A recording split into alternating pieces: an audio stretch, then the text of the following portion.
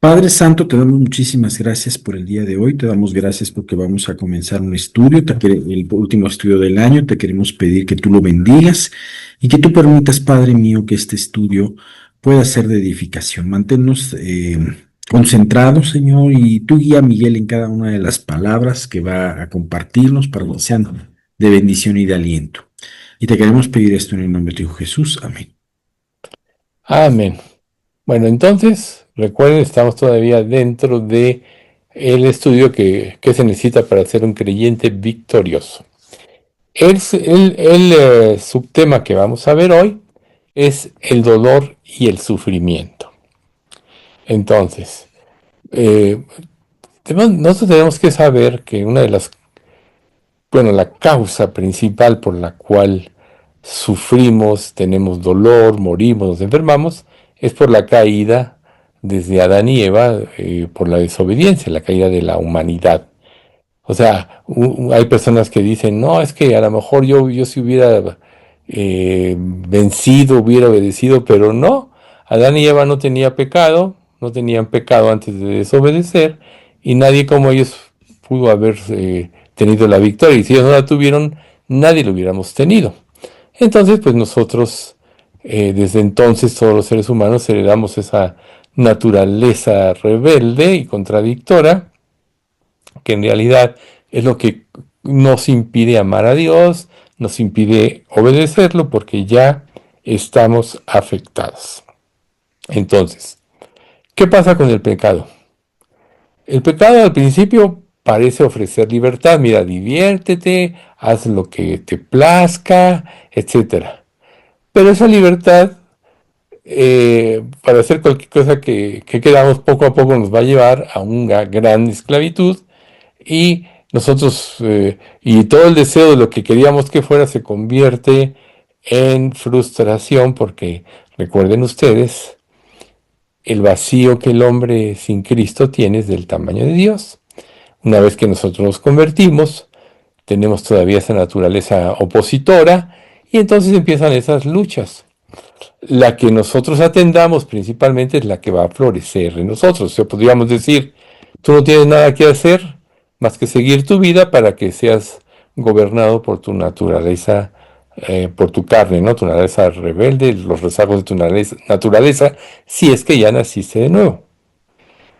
Pero una vez que nacimos de nuevo, tenemos la ayuda del Espíritu Santo, tenemos las promesas de Dios, pero andar en el pecado nos lleva a la esclavitud. Y quedamos atados bajo su yugo. Recuerden, para ejemplificar con la misma Biblia, Israel era esclavo en Egipto. Egipto representa al mundo. Y ellos no podían hacer lo que querían. Estaban sujetos a la voluntad del faraón y de los egipcios. Recuerden cómo José mata a un egipcio que maltrata a un connacional de él, ¿no? Entonces, Egipto representa la vida de esclavitud. Viene Moisés, después de las 12 plagas que te culmina con la muerte de los primogénitos, atraviesan el Mar Rojo, que es lo que simboliza el bautismo, y nacen a una nueva vida. Pero por o sea, Dios no los mete directamente a la tierra, y por eso cruzan el Mar Rojo, porque dice, no vaya a ser que se decepcionen. Pero entran al desierto, luego desobedecen, los dos esclavos, etcétera, y son condenados a los 40 años de vivir en el desierto. Esos 40 años representan nuestra vida. ¿Ven ustedes? Pero ¿qué pasaba en el desierto? Tenían que depender de Dios cada día para el alimento, el maná. Tenían que depender de la nube de día para que el calor no los destruyera, de la antorcha de noche, porque en las noches en el desierto hace mucho frío, los calentaba, los iluminaba, y así por toda esta travesía hasta que entraron a la tierra prometida. Esto es un símil. Pero ¿qué pasó en el desierto? Muchos se rebelaron, el maná, que era el alimento perfecto para la situación o circunstancia que vivían, lo despreciaron, quisieron carne, Dios les concedió, pero se murieron los más robustos, etcétera. Y así vemos cómo sucede hasta que llegan a la tierra prometida. Para nosotros, entrar a la tierra prometida va a ser precisamente cuando venga Cristo por su iglesia y cuando estemos en su presencia. Pero el único que nos puede liberar de esa esclavitud es Dios, en nuestro caso Jesús. Por eso Jesús cuando estaba aquí dijo, y conoceréis la verdad, y la verdad os hará libres, así que si el Hijo os libertare, seréis verdaderamente libres. De otra manera vamos a estar bajo el yugo de la esclavitud, del pecado, si decidimos andar por ese camino.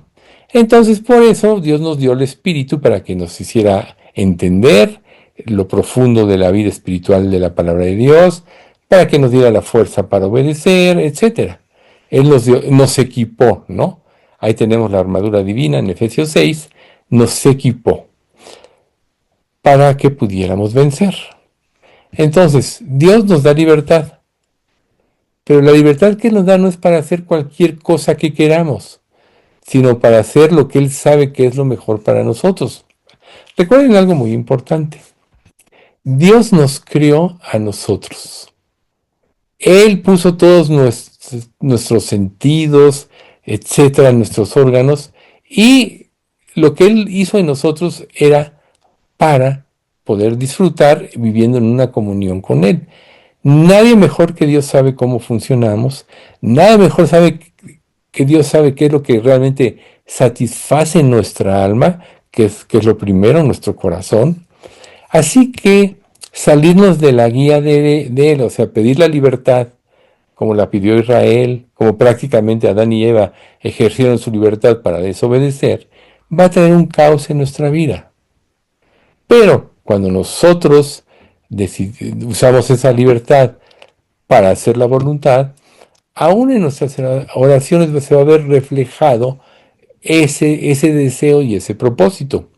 Por ejemplo, en 1 de Juan 5, 14 y 15, y esta es la confianza que tenemos en Él, que si pedimos alguna cosa conforme a su voluntad, sabemos que Él nos oye.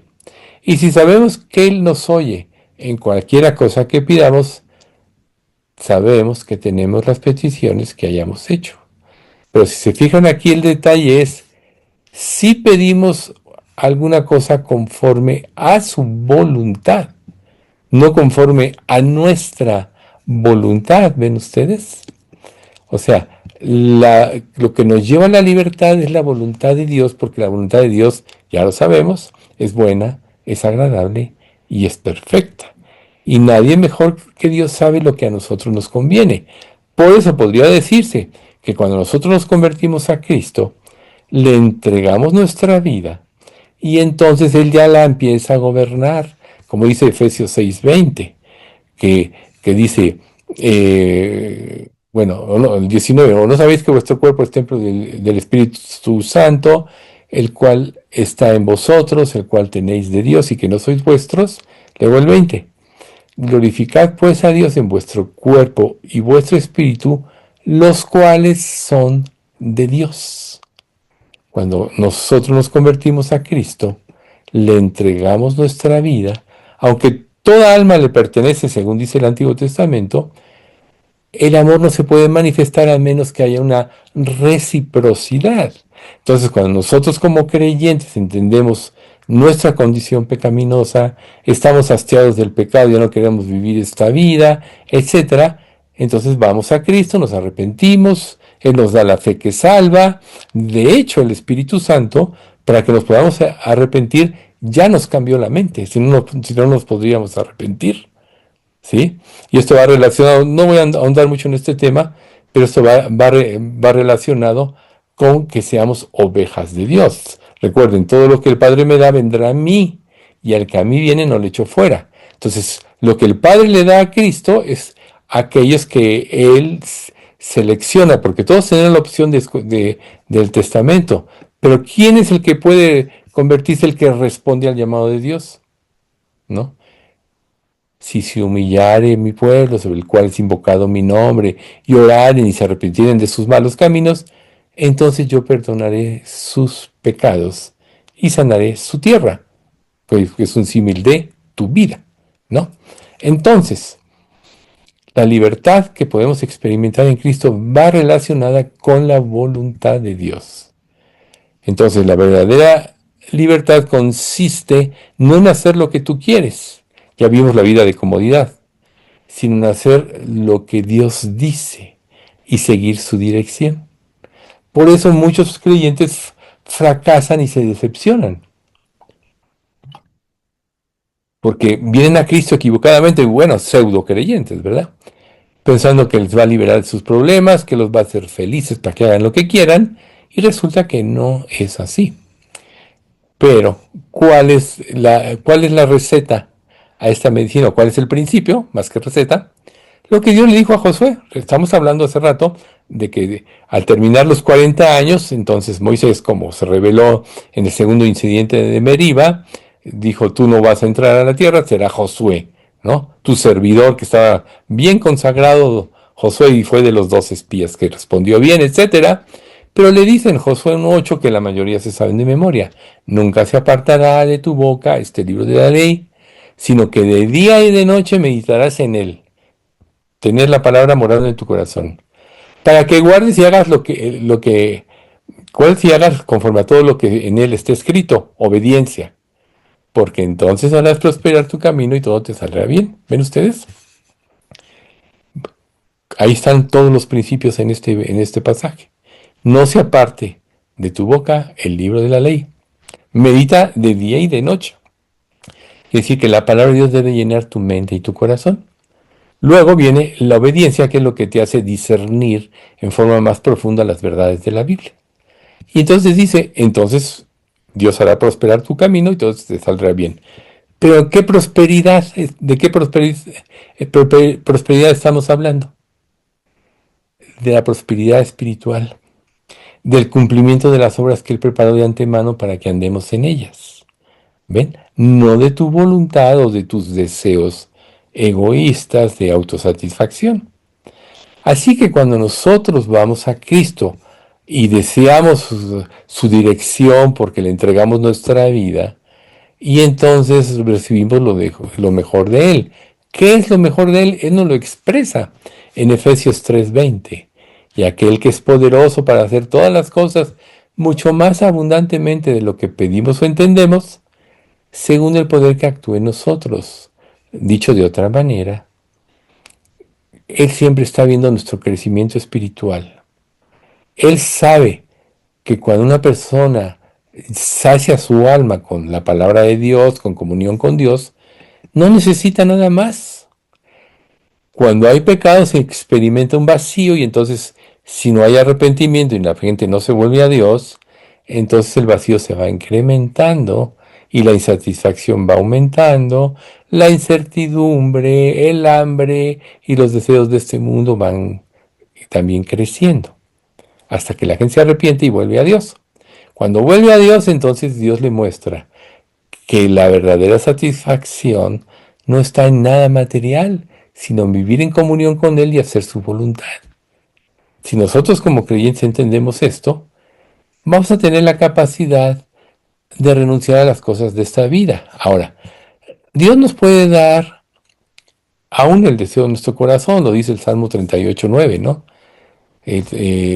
Tu suspiro no me es oculto, el 37, 5 o 6, deleítate a sí mismo en Jehová y Él te concederá las peticiones de tu corazón. Pero Dios puede, o nos va a dar el sustento diario. Estamos en un mundo material, necesitamos comer, vestir, dónde vivir. Eso nos lo va a dar Dios, buscar primero el reino de Dios y su justicia. Pero para nosotros lo más importante es que Dios sabe qué es lo que verdaderamente va a llenarnos y satisfacer nuestra alma. Y esto es comunión con Él, que nuestra mente sea como la de Cristo, en obediencia absoluta a la verdad. Por lo que, cuando nosotros experimentamos que nos desviamos del camino, las consecuencias del pecado, arrepentirnos siempre va a ser lo primero que tenemos que hacer. Pero es un problema porque cuando pecamos, se endurece nuestro corazón. Y mientras más nos empecinamos en conservar un pecado o no renunciar a él, más es la dureza y más trabajo cuesta. Por eso viene la disciplina divina, Dios tiene que quebrantar nuestro orgullo para que nos volvamos a Él. Entonces se le aplica a Dios la disciplina, se quebranta nuestro orgullo, nos arrepentimos y Él nos libera, nos lleva a encontrar alivio. ¿Ven ustedes? Todo esto que estamos discerniendo ahorita, o disertando mejor dicho, es para que entendamos lo que es el proceso. Por ejemplo, muchos piensan que experimentar el dolor es la excepción de la vida cristiana. Y no es cierto. El problema es que muchos creyentes le dicen a otras personas, oye, cree en Cristo y tus problemas se van a acabar. Todo va a ser dicha y felicidad. Y eso es la mentira más grande. Yo nomás les diría, pues lean Hebreos 11 y se van a dar cuenta que no es así, ¿verdad? Entonces, cuando una persona tiene un mal concepto de esto y sufre por su propio pecado, empieza a decir, ¿por qué a mí? ¿O por qué yo? Sienten como si Dios los hubiera abandonado. Y o se decepcionan de él y lo acusan de no ser confiable porque no promete, no cumple lo que él promete cuando él nunca prometió que no íbamos a sufrir. Recuerden lo que dijo Jesús, en el mundo tendréis aflicción, pero confiad, yo he vencido al mundo. Entonces nosotros somos más que vencedores siguiendo la voluntad de Dios. Pero en este proceso, pues hay penalidades. Vamos a tener que luchar contra el pecado, vamos a tener que aprender a vencerlo, y las claves están en la palabra de Dios. ¿Como cuál? Vivir para darle la gloria a Dios. Vivir como Cristo vivió. No puedo yo hacer nada por mí mismo, sino según oigo así juzgo. Y mi juicio es verdadero, no busco mi voluntad, sino la del que me envió, la del Padre. Ahí está la clave de la prosperidad en la vida cristiana, ¿ven? Entonces, la realidad es que vivimos en un mundo malvado y todos perfectamente vemos que el pecado va en aumento, ¿sí? Pero es para que el mundo ya viene a su final, por eso va en aumento. Pero el pecado nos da sufrimiento, a veces es nuestro pecado, a veces el pecado de otros, y como creyentes tenemos que experimentar todo esto. Pero ¿qué nos va a dar aliento? ¿Qué nos va a sacar de esto? ¿Qué nos va a dar confianza? Que Dios tiene todo bajo control. Él es soberano sobre todas las cosas. Aún Satanás, como vemos en el primer capítulo de Job, no puede hacer nada que Dios no le permita. Y lo que Dios le permite es para hacer, o para que la gente se convierta, o para que sus hijos crezcan, que aprendan a vencer el pecado. Como dice 1 Corintios 15, se siembra en debilidad, se cosecha en poder. Se siembra en cuerpo animal, se cosecha cuerpo espiritual. Se siembra en deshonra, se cosecha en honra. Ahí están todas las respuestas en la Biblia. Pero Dios tiene todo bajo control. Entonces, nada de lo que experimentamos deja de tener sentido en nuestra vida, o es por casualidad, o porque Dios perdió el control, o porque Satanás le ganó a Dios y ya lo dominó. No. Dios todo lo que permite es para nuestro bien, y por eso está Romanos 8:28, ¿no? Y sabemos que a los que aman a Dios, todas las cosas les ayudan a bien. Y si bien es cierto que Él permite que algunos creyentes sean mártires en la fe, permite que otros sobrevivan a la persecución, otros no tienen tantos problemas, pues eso ya es cuestión a la soberanía de Dios. El otro día estaba viendo un documental, o más bien una noticia, que enterraron vivos a unos creyentes de una iglesia. ¿Ven ustedes? Allá en la parte oriental. Qué triste, ¿no? Y nosotros aquí, pues hasta ahorita no tenemos una persecución, ¿verdad? Pero va a llegar el momento que sí la tengamos. Entonces también tenemos que saber que todo lo que estamos viviendo, si Dios quiere que nos toque este tiempo de persecución, pues nos está preparando para tener nuestras convicciones firmes y seguras. Y no decirle a Dios, ¿por qué a mí y a Él no? En lugar deberíamos de decirle a Dios eso, deberíamos de decirle, ¿por qué no a mí? ¿Verdad? Cuando nosotros vemos a un creyente en pruebas o que sufre por causa del Evangelio, dice, ay, pobrecito.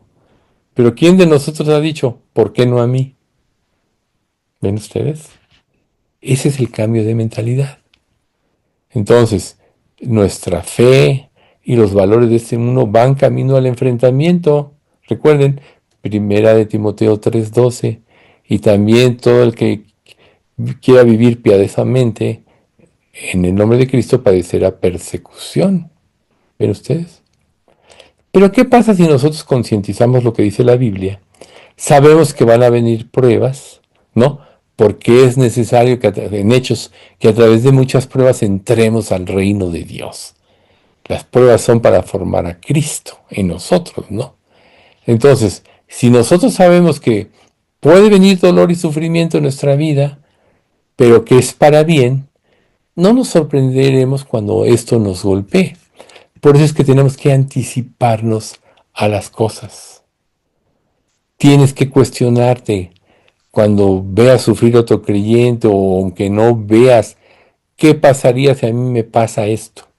¿Qué pasaría si yo estuviera en este país donde estaban sepultando vivos a los creyentes? ¿Estás preparado para eso? Bien. Entonces, el dolor y el sufrimiento. Ahora, ¿cómo podemos ser restaurados a Dios? ¿Sí? El sufrimiento que experimentamos a causa de nuestro pecado debería de llevarnos ante el Señor con súplicas y perdón. Así de simple. Pero miraré a aquel que es pobre y humilde de espíritu y tiembla a mi palabra. Dios nos rescatará cuando nuestro obstinado corazón haya sido quebrantado a causa del pecado, lo que decíamos hace un momento. Lamentarnos por las dolorosas consecuencias del pecado no traerá el perdón, pero si nos arrepentimos de nuestros pecados y clamamos a Dios, Él nos perdonará. Ahora, ¿por qué es tan importante? Tú me dirás, bueno, yo ya me convertí a Cristo. Ya Dios perdonó todos mis pecados, pasados, presentes y futuros. Es verdad. Pero ¿qué produce el pecado? Aunque Dios te los haya perdonado. Mala conciencia. La mala conciencia te impide tener la fe que mueve montañas. Y entonces entras como un barco a la deriva. ¿Ves? Por eso Dios dejó primera de Juan 1:9. Si confesamos nuestros pecados, Él es fiel y justo para perdonar nuestros pecados y limpiarnos de toda maldad. Porque el pecado produce maldad. Además de todo, aumenta, como decíamos hace rato, la rebeldía, el desafío a Dios, porque aumenta el orgullo, y Dios que prometió que Él iba a hacer que andemos en sus estatutos, guardemos sus preceptos y los pongamos por obra, en Ezequiel 37, cuando nos da su espíritu, Él lo va a cumplir. Por ejemplo, Jeremías, le tocó la transición, la invasión a Babilonia, la rebeldía de los que se quedaron, etc. Y en el libro de Lamentaciones, en la primera parte del 2:19 dice, levántate, da voces en la noche, al comenzar las vigilias. Derrama como agua tu corazón ante la presencia del Señor. Derrama como agua tu corazón. Eso es lo que es ir a la presencia de Dios a cara descubierta, sin justificaciones, sin reclamos, sino solo esperando su misericordia. Y cuando eso sucede, podemos recibir el consuelo de Dios al recordar que Jesús también, aunque nunca pecó, tuvo que experimentar la lucha contra el pecado. Este pasaje también lo repetimos seguido, que es en Hebreos 5:8-9. Y aunque era hijo, por lo que padeció, aprendió la obediencia. Y habiendo sido perfeccionado, vino a ser autor de eterna salvación para los que le obedecen. Cristo, el Dios hombre, nunca pecó. Es el único que conoce el camino. Por eso dice, yo soy el camino, la verdad y la vida. Es el único. Y la única manera en la que nosotros podemos terminar victoriosos es siendo obedientes a Dios, es siguiendo el camino.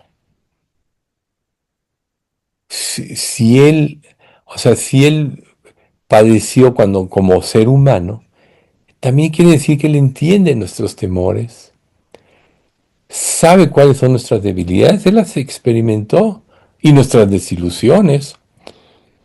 Por eso, en Hebreos 2, 17 y 18 nos dice, por lo cual debía ser en todo semejante a sus hermanos, para venir a ser misericordioso y fiel sumo sacerdote en lo que a Dios se refiere, para expiar los pecados del pueblo. Y esta es la clave, pues, pues en cuanto él mismo padeció siendo tentado, es poderoso para socorrer a los que son tentados. Él sí sabe lo que sentimos, Él sí sabe lo que experimentamos, Él sí conoce nuestras debilidades, pero Él venció porque siempre se sometió al Padre. Por eso nunca pecó. ¿Ven ustedes? Entonces, si Él sabe cómo sentimos, cómo es nuestra debilidad, nos puede ayudar. Hebreos 4, 14 al 16. Por tanto, teniendo un gran sumo sacerdote que traspasó los cielos, Jesús el Hijo de Dios, retengamos nuestra profesión, porque no tenemos un sumo sacerdote que no pueda compadecerse de nuestras debilidades, sino uno que fue tentado en todo según nuestra semejanza, pero sin pecado. Acerquémonos pues confiadamente al trono de la gracia para alcanzar misericordia y hallar gracia para el oportuno socorro. ¿Ven? Aquí están las respuestas. Él fue tentado en todo y nos puede ayudar.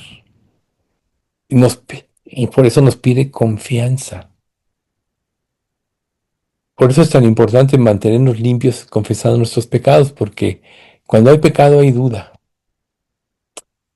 Que tú peques significa que quitaste los ojos de Dios y de su voluntad. Piénsalo. Por tanto, cuando ya los quitaste, pues estás dudando de su capacidad, estás dudando de su poder infinito, estás dudando que ya tienes la victoria, como dice Romanos 8, ¿no? En estas cosas somos más que vencedores, etcétera. Pero Él prometió nunca abandonarnos. Y tenemos la promesa en Mateo 28, del 18 al 20, principalmente el 20, pero vamos a leerlo todo. Y Jesús se acercó y les habló diciendo, toda potestad me es dada en el cielo y en la tierra. Dominio total. Por tanto, id a ser discípulos a todas las naciones, bautizándolos en el nombre del Padre, del Hijo y del Espíritu Santo, o sea, una vida de evangelización, enseñándoles que guarden todas las cosas que os he mandado, una vida de doctrina. Pero esa última frase, y he aquí yo estoy con vosotros todos los días, hasta el fin del mundo. Amén. Él nunca nos va a abandonar. Nunca nos va a dejar. Pero las huestes espirituales de maldad, como dice Efesios 6:12, no tenemos lucha contra sangre y carne, etc.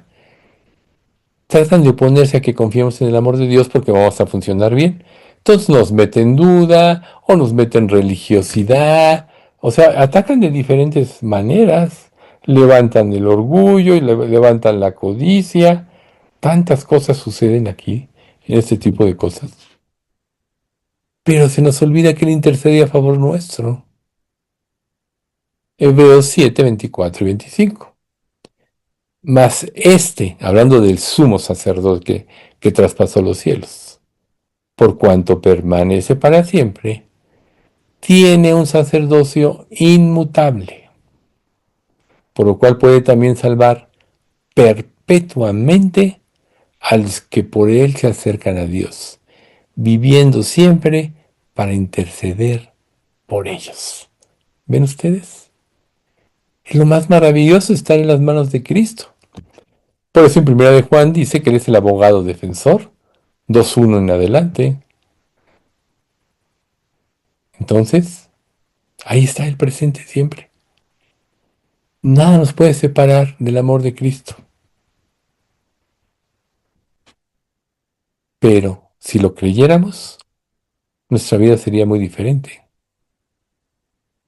Y en tiempos de prueba, de dolor, de persecución o sufrimiento, es cuando más tenemos que confiar en Dios y es cuando estamos más cerca de Él.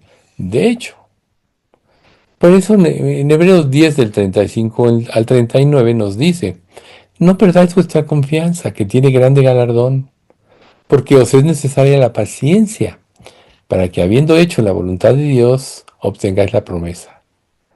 Porque aún un poquito, y el que ha de venir vendrá, y no tardará. Mas el justo vivirá por fe. Y si retrocediere, que decir que nunca fue salvo, no agradará a mi alma. Pero nosotros, entre paréntesis, los salvos, no somos de los que retroceden para perdición, sino de los que tienen fe para la preservación del alma. ¿Ven ustedes? Esta es la manera en la cual podemos nosotros afirmarnos en la fe. Esta es la manera en la que podemos ser restaurados por Dios. Y el siguiente subtema, la seguridad bíblica. ¿Ven? La verdadera seguridad bíblica no se prueba en la comodidad, sino en la incomodidad. Si, si tú vivieras sin ningún problema, no tendrías tanta fe ni tanto crecimiento espiritual como si vives venciendo las debilidades, venciendo los problemas, las tentaciones por la fe en Cristo. Es fácil y ese es el falso evangelio en un sentido. Es fácil confiar en Dios cuando todas las cosas están bien, cuando todas nuestras cuentas están pagadas, cuando nuestra salud es perfecta. Pero la pregunta es, ¿confiaremos en Él en medio de la pérdida? Ahí es donde se prueba la verdadera fe, ¿sí? ¿Deseamos en su bondad cuando nos enfrentamos a un diagnóstico aterrador? O esperamos, mejor dicho, en su bondad. Que parece que te dijeran tienes cáncer, ¿no? No, como a mí, cuando me dijeron que tenía perforado el intestino y todo eso, que ya ven que me operaron, ¿no? O sea, ¿qué? ¿Te vas a aterrar y vas a decir por qué permitiste? No, realmente no eres Dios. No, es el momento de confiar a Dios. Por eso es que en las pruebas debemos aferrarnos a su soberanía. Entonces la pregunta es, ¿nos aferramos a su soberanía cuando nuestros planes se hacen añicos? De una manera natural todos tenemos un plan de vida,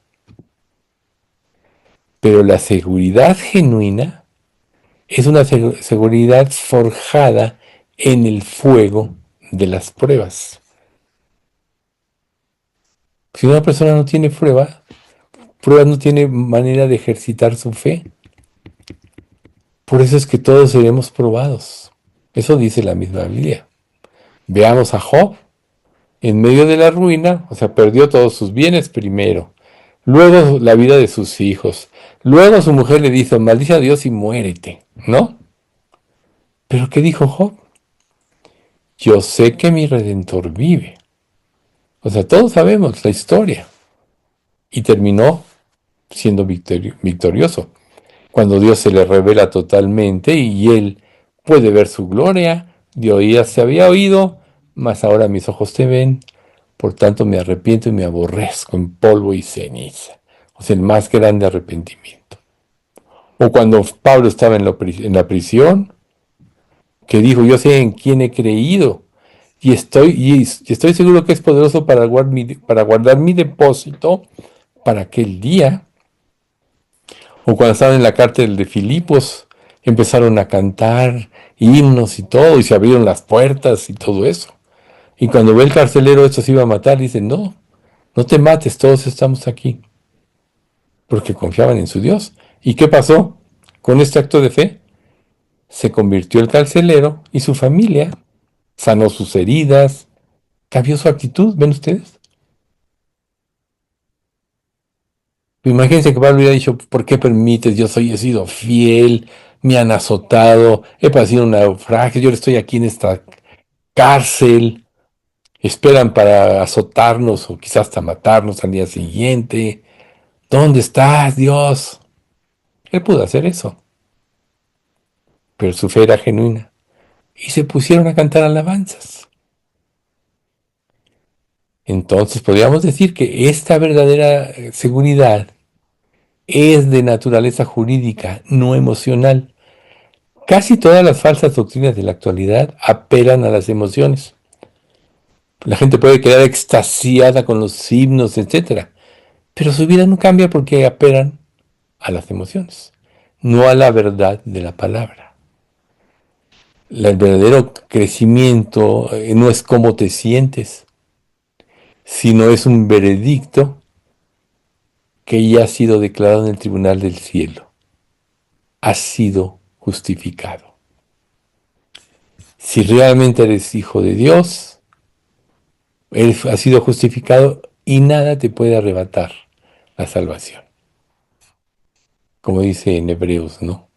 Digo, perdón, en, primera, en Juan 10, ¿no? Mis ovejas oyen mi voz y yo las conozco y me siguen, y yo les doy vida eterna y no perecerán jamás, ni nadie las arrebatará de mi mano. Mi Padre que me las dio es mayor que todos, y nadie las puede arrebatar de la mano de mi Padre. Por eso es que la salvación no se pierde. Entonces, podríamos decir, la cruz del Calvario es la prueba de que Dios está por ti,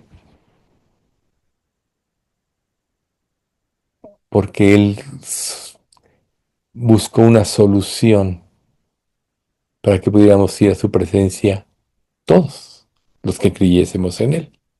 Muchas personas se paran en el versículo y cuestionan a Dios, porque de tal manera amó Dios al mundo que ha dado a su Hijo unigénito. Si amó al mundo, entonces todos vamos a hacer algo, dicen. Pero no ven la segunda parte del versículo, para que todo aquel que en Él cree no se pierda, mas tenga vida eterna. Se les olvida esa parte, ¿ven ustedes? Entonces, si realmente eres hijo de Dios, Dios hará crecer tu fe a través de las pruebas en tu vida para que tengas fruto para vida eterna, como decíamos el domingo. El testimonio más grande es que nos dio su espíritu, ¿no? Morando en nuestro corazón. Y no es un sentimiento de comodidad, sino es un recordatorio de que Dios nos liberó y por eso pudo entrar en nuestro corazón a través de su espíritu. Sí, porque fueron pagados todos los pecados de nuestra existencia. Si no, nunca. Por eso que dice la Escritura en Romanos 8:9, y si alguno no tiene el Espíritu de Cristo, no es de él. El Espíritu es el sello. Y en Romanos 8:16, el Espíritu mismo da testimonio a nuestro Espíritu de que somos hijos de Dios. Entonces, podríamos decir que una fe que solo existe en tiempos de comodidad es una fe sospechosa, incierta, porque no ha sido probada. Pero ¿sobre qué se basa nuestra seguridad? En la calma que Dios da en nuestra vida, porque se está formando en nosotros el carácter de Cristo. Una falsa seguridad, y todos tendemos de alguna manera a eso, que depende de la comodidad, es un ídolo que siempre te fallará. Se hizo inclusive un libro, ese se me fue el nombre de este señor, pero que dijo, si tú me prosperas y me haces esto y no tengo problemas, entonces yo te serviré. Y sacaron un libro de este hombre, pero puras falsedades, porque no es así. O sea, Dios se lo concedió, dice la misma Biblia, pero eso no quiso decir que el concedérselo no es que lo probó para darle la capacidad de disfrutar de la vida. Ninguno de nosotros puede disfrutar de la vida si no tiene una limpia conciencia y está en armonía con Dios. El pecado nos roba a todo eso, por eso es que queremos más y más y más. No hay fin. Los que se meten en la droga quizá empiecen a fumar solo marihuana. Quizá la marihuana sea inclusive menos dañina que el alcohol. Pero ¿cuál es el peligro de la marihuana? Que es el paso a otras drogas. Yo en mi juventud conocí muchos muchachos que empezaron con la marihuana y luego fueron a los ácidos y están muertos ahora. Entonces, nuestra fe necesita ser probada para que se purifique, para que, o sea, como dice, ¿no? Como oro refinado en fuego, ¿no? Como dice Santiago. Por lo que podríamos decir que la verdadera fe está forjada en la aflicción. Y esa fe que es probada y sale victoriosa es un tesoro que brillará en la noche más oscura, porque es la que siempre te sacará adelante. Y así, al final de todo este análisis, hay dos caminos que se presentan delante de nosotros. Hay dos filosofías de vida que compiten por nuestra lealtad. Ambas prometen una forma de salud, pero una es la salud superficial del cuerpo y del ego, y la otra es la verdadera salud del alma. Vamos a ver el primer camino, el de la salud superficial del cuerpo y del ego. Y el ego. ¿Cuáles son sus conceptos? Es importante analizarlos porque si tú te identificas con algunos de ellos, hay que ir con Dios para arreglarlo. Primero, su objetivo es la ausencia del dolor. Nadie queremos sufrir, ¿verdad? Como ya decíamos. Su Dios es el yo. Yo eso, yo lo otro, todo para mí. Su bienestar es un falso fruto. ¿Sí? Ponte esta loción y todas las muchachas te mirarán. Usa este carro y serás un triunfador. Puras mentiras. Digo, esos anuncios son de hace muchos años, por cierto. Quizá ya no se vea nada de eso, pero es más sutil todo. Es una fe débil que teme el compromiso. Yo tengo fe, pero es para mí solito. Pero cuando se trata de que trabajes para Cristo, de que uses tu tiempo, que te desgastes por causa de Él, muchos fracasan ahí. Huye de la dura verdad y se desmorona en la prueba. Así es la fe falsa. Su oración está basada en una lista de peticiones y demandas para llevar una vida más fácil. Su seguridad es tan frágil como sus circunstancias. Cambian las circunstancias y todo se viene abajo. Representa una vida dedicada a construir un pequeño seguro castillo de arena a la orilla del mar, ignorando que se acerca la marea de la eternidad. Todos sabemos, ¿no? Quien hizo el castillito, que está muy bonito, quizá toda una mañana llega la ola y se lleva todo. Es una vida que al final no tiene un valor duradero y cuyo veredicto es la vanidad. Vanidad de vanidades, todo es vanidad, ¿verdad? Y el segundo camino, el del compromiso verdadero, el de la Santa Biblia, es el de la búsqueda de la gloria de Dios. ¿Quieres ser conocido o quieres darle la gloria a Dios? Cuando tienes una victoria, ¿te pones tú como el héroe? ¿Te presentas como el que tiene dominio propio y mucha sabiduría? ¿O dices, no, yo no hubiera hecho nada si Dios no lo hubiera hecho? Su objetivo no es evitar el dolor, sino redimirlo. ¿Cómo? A través de Cristo, con el consuelo que Él da. Su gozo se encuentra no en la comodidad, sino en la comunión con Cristo. ¿Ven? La comunión con Cristo. Por eso es que en Nehemías 8:10, que también mencionamos, y solo vamos a decir la última frase, no os entristezcáis porque el gozo de Jehová es vuestra fuerza. La verdadera fuerza es vivir en comunión con Dios, haciendo su voluntad. Y entonces eso nos da un sentido de felicidad que nada tiene que ver con las circunstancias que vivimos, ni con lo que tenemos o deseamos. Tiene que ver con nuestra relación con Dios. El creyente que logra esto no necesita de nada. Puedo decir lo que dijo Pablo. He aprendido a contentarme cualquiera que sea mi situación. Su fruto es una fe robusta que abraza el sacrificio. No me voy a asustar ante las pruebas. A veces me voy a tener que sacrificar por los demás, por mi familia, por un amigo, etcétera. Se deleita en la verdad y encuentra seguridad en el carácter inmutable de Dios. Lo que Dios promete, Dios lo cumple y Él no cambia. Y ya lo que hizo es para siempre en nosotros, desde la salvación.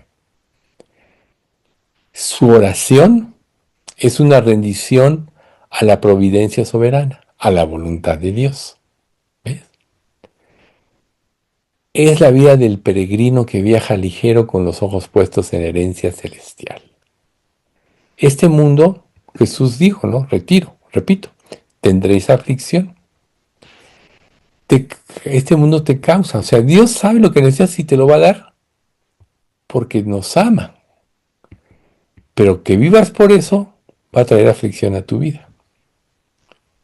Es más fácil vivir para Él con la certeza de que Él va a cumplir la promesa de busca primero el reino de Dios y su justicia y todo lo demás vendrá por añadidura. No podemos caminar en ambos senderos. Debes elegir uno. Por eso Jesús dijo, el que no es conmigo contra mí es. Y el que conmigo no recoge desparrama. Y otro pasaje, andarán dos juntos si no estuvieren de acuerdo, ¿verdad? No puedes estar en dos caminos. Si no vas a caer en lo que dice Santiago. Vas a ser un hombre de doble ánimo, que vas a ser inconstante en todos tus caminos. Entonces, ¿elegirás la comodidad del mundo o la cruz de Cristo? ¿Elegirás la vida dedicada a evitar el dolor o una vida dedicada a glorificar a Dios a través del dolor? Ven qué hermosos conceptos. ¿Para qué vivimos? Un camino parece seguro, pero su fin es la condenación. El otro parece peligroso, pero su fin es la vida eterna, lleno de incomodidad.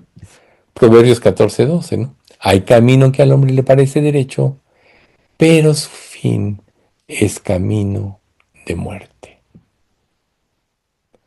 Por lo que, si has reconocido que has estado caminando por el sendero ancho de la comodidad, si tu corazón ha sido diagnosticado con la enfermedad de la idolatría, porque has puesto a Dios en segundo, tercer lugar, etcétera, la buena es que el médico divino Jesucristo te ofrece hoy una cura. Una cura que no es fácil, que no es un remedio indoloro. Quizá tengas que confrontar muchas cosas en tu vida, pero es la única prescripción efectiva para la salud del alma. Recuerden, Dios nos crió y solo Él sabe lo que nos satisface. Y nuestra alma, que es, podríamos decir, la unión entre la carne y el espíritu, donde residen nuestras emociones y nuestros sentimientos, está insatisfecha si no está para lo que fue criada. ¿Por qué creen ustedes que la gente se vuelve religiosa? Porque Dios nos crió para que tuviéramos una relación con Él, porque Él iba a ser el motivo de nuestra vida. Pero al sustituir a Dios, entonces tenemos actos religiosos falsos como sustitutos. Por eso es que el creyente que no quiere enfrentar su vida se vuelve religioso. O hay muchos pecadores que no son salvos, que van a la iglesia, pueden asistir a un estudio y creen que por eso ya cumplieron, pero no son capaces de humillarse ante la mano de Dios. Entonces Dios quiere que nos arrepintamos, que nos arrepintamos de haber amado nuestra comunidad más que a Cristo. A Cristo fue golpeado, fue, le rompieron, bueno, sangró hasta la última gota, etcétera, ¿no? A lo mejor hemos eludido seguir lo que Dios nos muestra que tenemos que hacer por no tener que sacrificar cosas que nuestra vida se convirtieron en ídolos. Si Dios no es el soberano y al que quieres glorificar, la misma bendición de Dios se puede convertir en un ídolo en tu vida.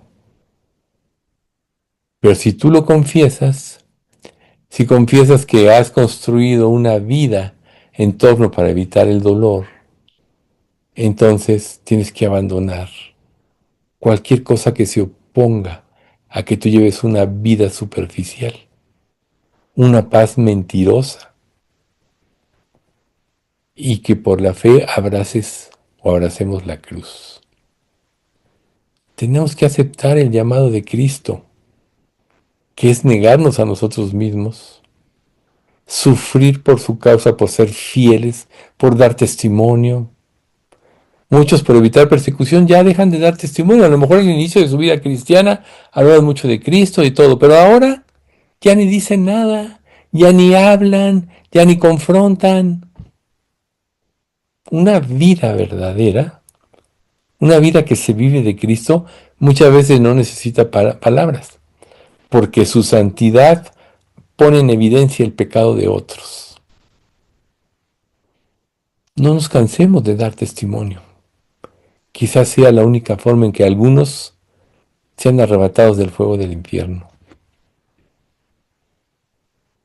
Entonces, nosotros tenemos que negarnos, sufrir por causa del Evangelio, encontrar nuestro gozo en hacer la voluntad de Dios, no en la ausencia de pruebas, sino en vivir en su presencia en medio de ellas. Para concluir, pidámosle a Dios que nos dé un corazón de peregrino, que anhele el tesoro del cielo más que la comodidad de la tierra. Aquí le vamos a dejar por hoy. Padre, te damos gracias por este estudio, gracias por mostrarnos con mucha claridad que vamos a enfrentar pruebas en esta vida y estas van a traer dolor y sufrimiento, pero gracias porque nos haces ver que a través de ello tú purificarás nuestras vidas, purificarás nuestra fe y, Señor, quizá cuando tú vengas seamos de los que tenemos fe. Por eso en tu palabra tú dices, y cuando Él venga hallará fe en la tierra. Estamos en los últimos tiempos. ¿Quién es aquel que va a tener la verdadera fe, sino aquel que sí que decide vivir para obedecerte y seguirte, a pesar de lo que viva, a pesar de las circunstancias?